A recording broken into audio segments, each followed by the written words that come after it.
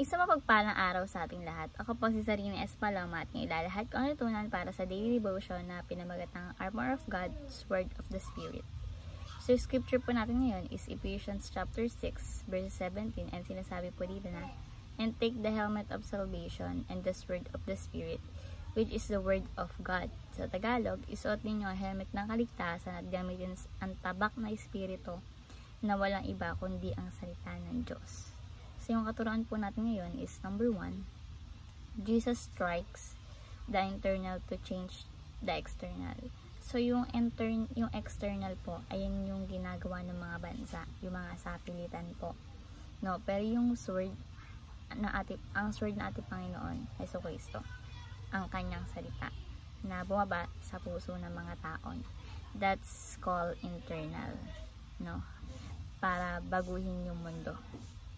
And gusto natin Panginoong Kristo na baguhin ang mundo, no? At gagawin niya lahat din internally, no? Yung sinasabi dito, yung gagawin ni God na pagbabago is yung puso. Yung puso yung babaguhin, di ba? By example, kapag target tayo sa puso, no? Kaya minsan nababago yung tao kapag, alam mo yun, nakaka-relate yung puso niya sa mga sitwasyon or yung mga salita, diba? So, atake is yung puso. So, Jesus strikes the internal to change the external. Gagamitin ng Diyos ang kanyang mga salita para baguhin tayo, no? Para baguhin yung mga tao. Hanggang sa buong mundo, no? Ay masakop na ng Ebanghelyo at mapasailalim ng kapangyarihan na ating Panginoong Jesucristo. So, next is, Jesus transformed the world through the Word. So, yung original na intention ng Diyos is mag-transform yung mundo, no? Yung world. And sinimulan ng ating Panginoong Jesucristo hanggang ngayon is patuloy na, no? Patuloy na lumalaganap hanggang sa lahat na ng bansa, no? Ay magsiluhod sa ating Panginoong Jesucristo at sumunod, no? And mangyayari lamang iyon salita ng Diyos. So, Jesus transformed the world through the Word. Next is, Jesus uses the sword of the Spirit to defeat the evil spirit. So, di ba yung tukso, last sa devotion natin is, tinukso ni Satan si Jesus, no, na mapasunod sa kanya, mapasailalim sa kanya, no. Pero, hindi nangyari yun kasi ang ginawa ni Jesus is tilabanan niya ng salita ng Panginoon, no. Laging na written, no? Laging nakasulat sa Bible. So, Jesus uses the sword of the Spirit to defeat the evil spirit. So, ginamit ng Diyos ang salita ng Panginoon para pabaksakin si Satan. No? Bilang application at may kasaboy natin to, number 1, trust the word to change the world. So, pagkatiwalaan po natin yung plano ng ating Panginoon sa Kristo, no? Strategy niya na babaguhin niya yung mundo nito, not by force, no?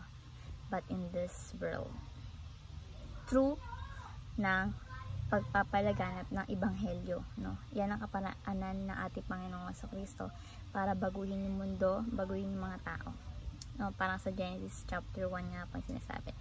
So, trust the word to change the world. So, next is, find your role in God's goal. Ang goal ng Diyos is transform world. Hindi sumusuko yung ating Panginoon sa Kristo sa atin. Hindi nga tayo sinusukuhan kailanman, no? So, find your role in God's goal. Kung nasan ka, dun ka nilagay ni God. And that's your role in God's goal, no? Pag nilagay ka ni God sa isang sitwasyon, so, may dapat tayong i-accomplish sa sitwasyon na yun, no? And, ayun yung goal ni God na dapat natin i-accomplish. And so, let's find our role in God's goal. Next is, use the Spirit's word to strike Satan's horde. Pag sinabing Satan's horde, ayun daw po yung mga kampon ni Satanas. Ay, kampon ni Satan at ng Diablo, no? So, maraming flaming arrows na ibabato sa'yo para pabaksakin ka ng tuluyan. At ang sinasabi ko nga sa inyo, ang tanging panlaban natin doon ay ang salita ng ating Panginoong Jesucristo, no? So, we use the Spirit's word to strike Satan's word, no?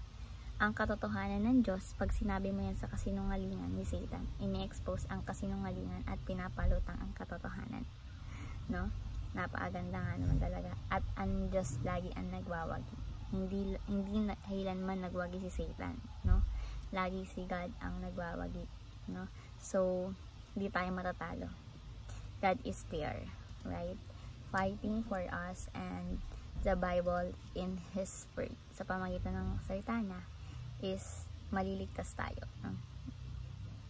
So, use the Spirit's word to strike Satan's word. So, ito nga po yung ating devotion is armor of God's work of the Spirit. Gamitin natin yung helmet ng helmet of assurance ng salvation, no? Para tayo maligtas. Excuse me. At malabanan natin si Satan sa kanya mga flaming arrows na ibabato sa atin. Pero hindi yan magtatagumpay dahil si God ang magtatagumpay sa atin. So, ayun lamang po ang aking tutunan, naway ma-share natin sa iba at ma-apply natin sa buhay natin, no, ang ating mga natutunan ang ating natutunan. So, thank you po sa pakikinig at God bless po sa ating lahat.